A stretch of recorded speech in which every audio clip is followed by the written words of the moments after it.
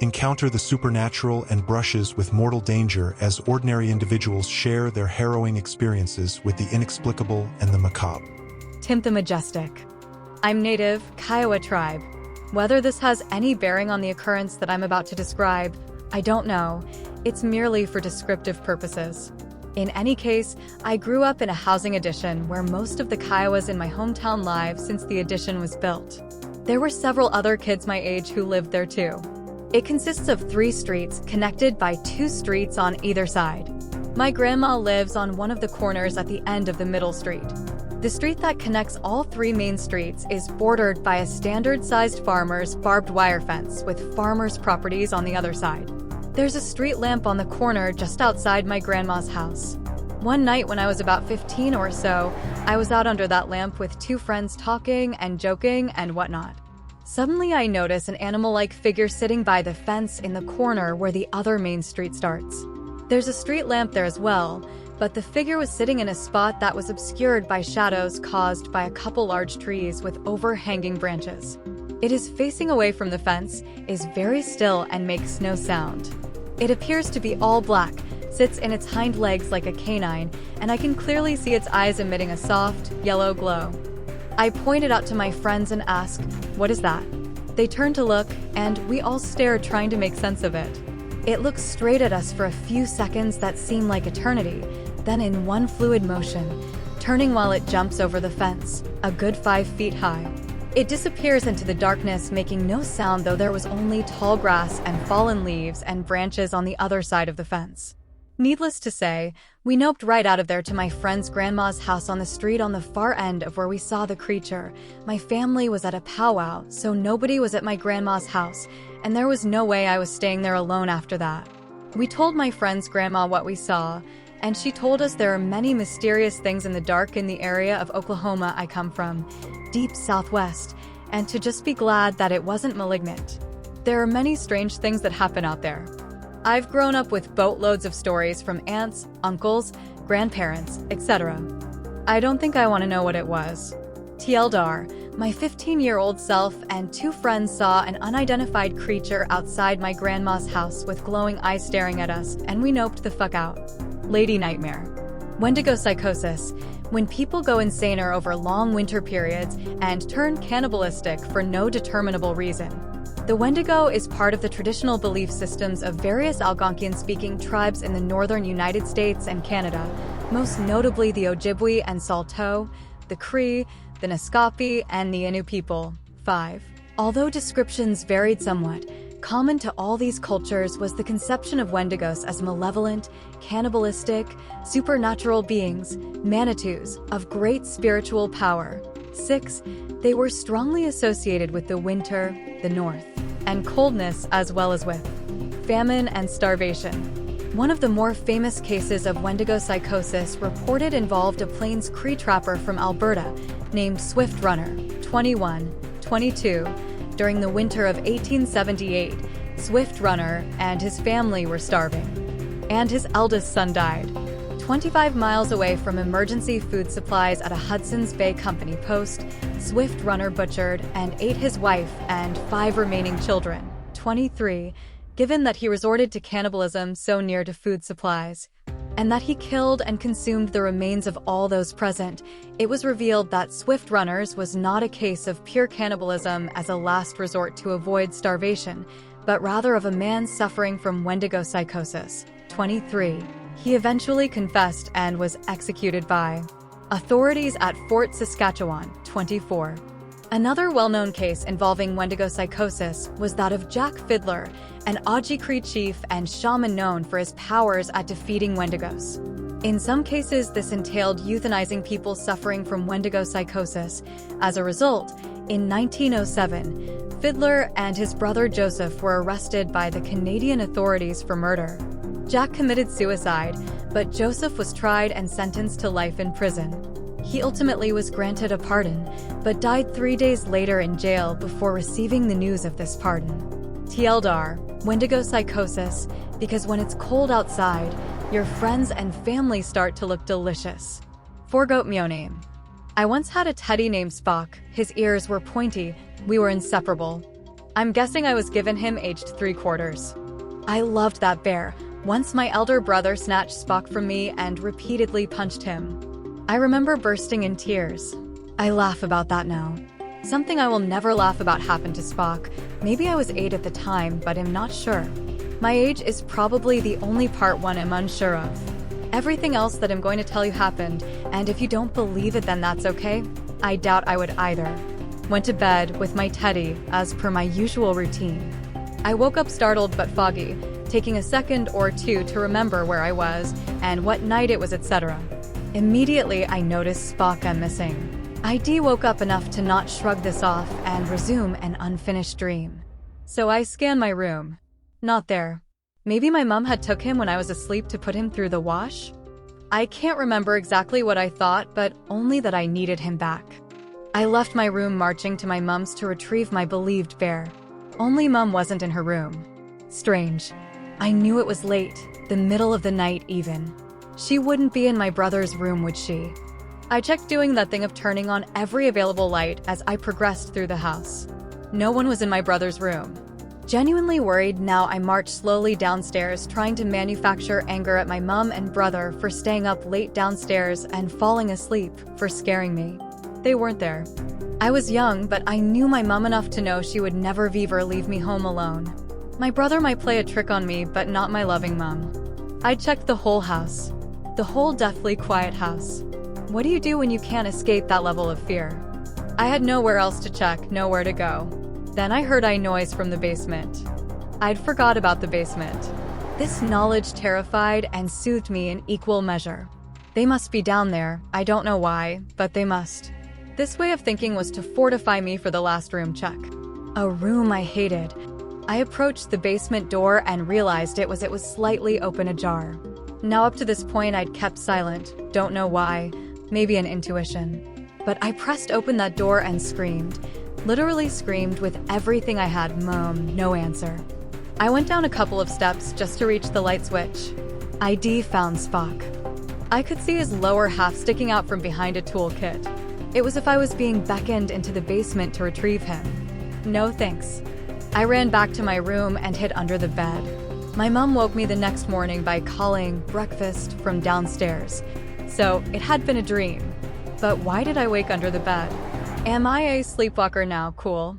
But Spock was missing, and at breakfast my mom and brother asked me why all the lights were on in the house when they got up. My brother said if it was me, then I'm in trouble. I asked them about leaving the house, but they didn't know what I was talking about. Later, I told Mom what happened, and she was genuinely concerned. She looked for Spock everywhere, including the basement, but he was never seen again. Froman jump. I'm sure a ton of people have a story of this day, but here's mine. So it's September 11th, 2001. I was in 4th grade, and it was 1 week before my birthday, so I was pretty excited, as any soon-to-be 9-year-old would be. My teacher gets a call around 9 a.m. and tells me I'm being called to the main office. I'm kind of confused, but blissfully oblivious until I get there. My mother was on the brink of tears, and she had my older brother and my 6-month-old baby brother with her, and the only thing she could say was something terrible happened. On the way home, she and my brother filled me in and told me about the attack on the WTC. She also mentioned that she couldn't get in contact with my father, a Newark police officer of 20 years.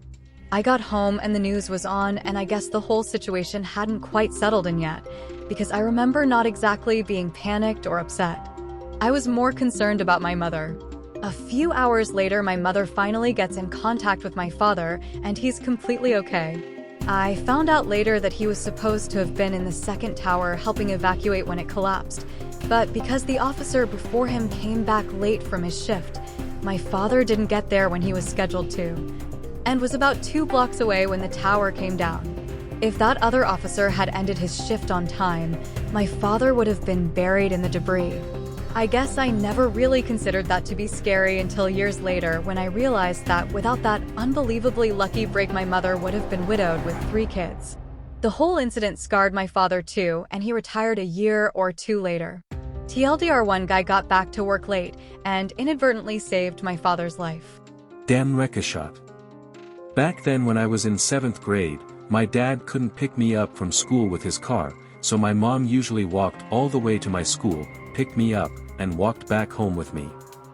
One day, I felt ready enough to do the walk alone. I was about 10 minutes from home when this white truck pulls up next to me and calls me over, asking for help. Being stupid, I approached him. I was naive and fairly innocent, but I noticed something wasn't right. His pants was unzipped and his flaccid-looking donger was hanging out, with some sticky goo around it. I just decided not to look at it and help this guy out as quickly as possible. He wanted to know where some street was, but I was new here, so I told him I don't really know. All I could give him was a direction to Walmart and maybe he can find his way there. So he asked me to come in his van and show me where Walmart was, but I didn't want to. I told him I'll give him a map. So he takes out some paper and pencil and tells me to draw. He grabs my hand and makes me touch his thing, my skin crawls just remembering, and the sticky goo gets all over my hand. He kept doing it over and over, and finally I managed to take my hand away and I run.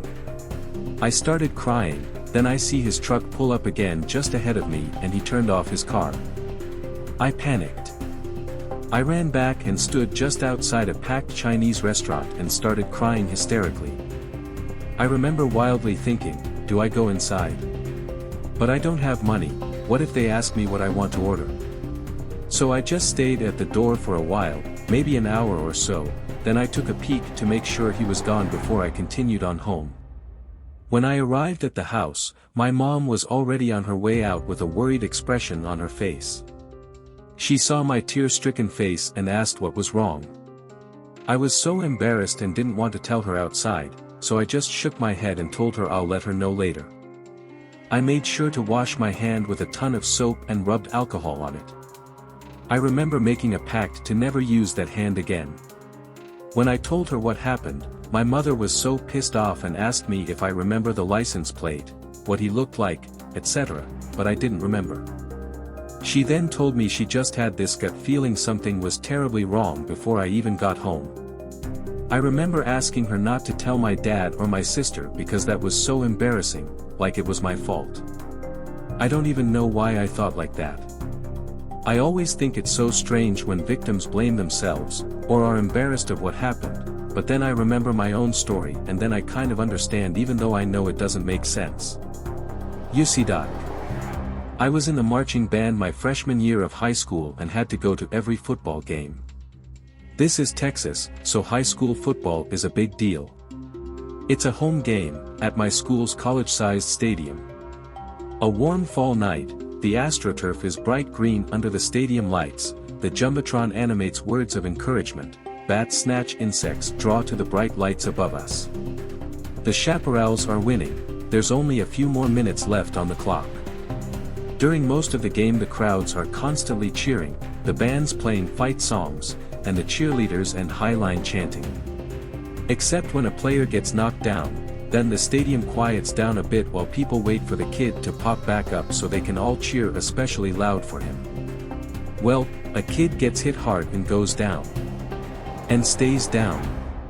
Things start quiet down. First the bands and cheer squads quit making noise, then the shouting fans quiet down, then the random chatter starts to die out, after a long while the entire stadium, over 9,000 people, is dead silent. Until a lone woman starts wailing. His mother. And it stretches out for ages. Minutes pass. Eventually an ambulance drives onto the field and takes the boy away. I learn later that he shattered the C4 and C5 vertebrae in his neck. He's paralyzed from the shoulders down. Kid eventually dies at 20. That woman's cries of fear and grief, echoing past the thousands of people sitting there in the most uncomfortable, shocked silence. Damn. Creepiest thing that's happened to me.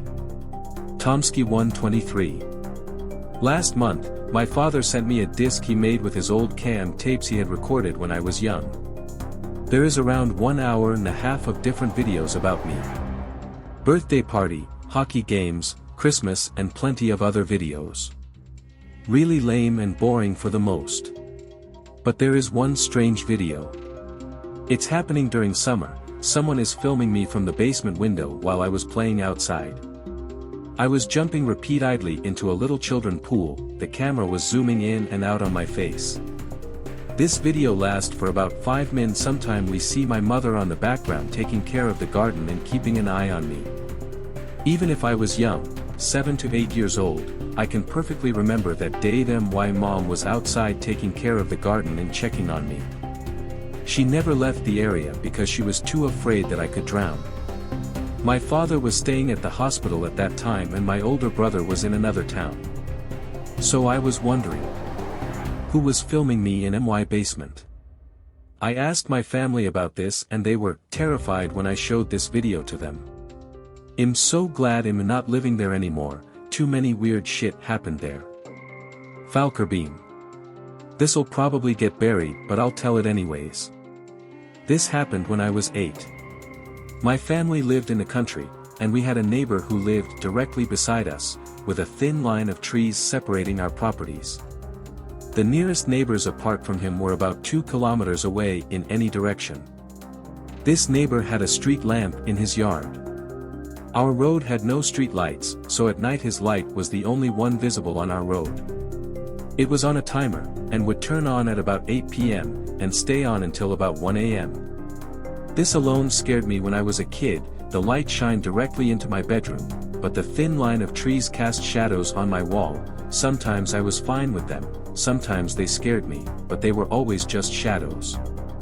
On this night though it was different. I was laying in bed, unable to sleep, twisting and turning, when I laid on my back and looked up at the ceiling.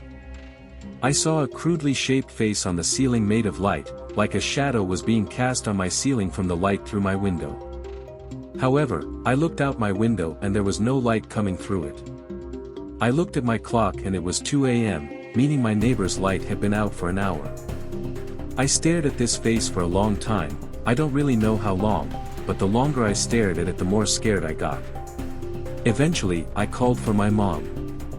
I started screaming because I was an irrational little kid. When she got to my room, I told her not to turn the light on, and to look at my ceiling. I was staring at the face, but she couldn't see anything. She said it was pitch black and that I should go back to sleep. The scariest part about this story, is that 6 years later when I was 14, we had moved out of that house. I told this story to my mom and my sister, and they didn't believe me until I made a drawing of the face. http://i.imager.com/qkhexfj.png, forgive the horrible quality, it looked basically like that only with straighter lines.